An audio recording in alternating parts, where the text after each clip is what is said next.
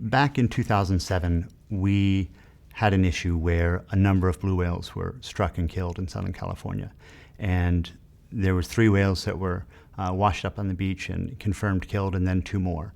And when that happened, the issue really struck home for us, so we had to do something. At the same time, that same year in 2007, a fisherman fishing off the foggy waters of Point Reyes was struck and killed by a commercial vessel which was leaving the port of San Francisco. So fast forward to 2010, we had more ship-struck animals. The Coast Guard was instituting a port access route study. That's where they're looking at adjusting the lanes. And the sanctuary was able to take the data that we had. For 10 years, we'd been out there monitoring where the whales were, what they were doing.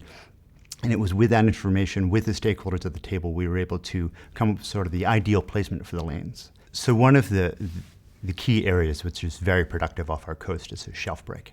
And so about 30 miles out, we have these congregations of prey, which both the fishermen and the whales are coming to feed on.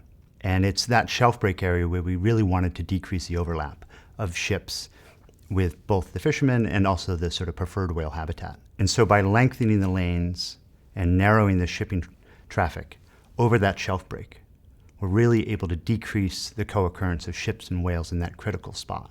And then by setting these ships on these predictable paths in these foggy fishing grounds, fishermen are able to know where those ships are and then avoid them.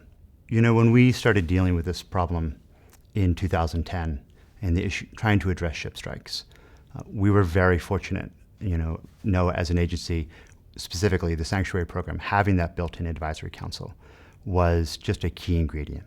That advisory council is made up of community members from the industry, from the NGO community, fishermen, local users, and just residents at large.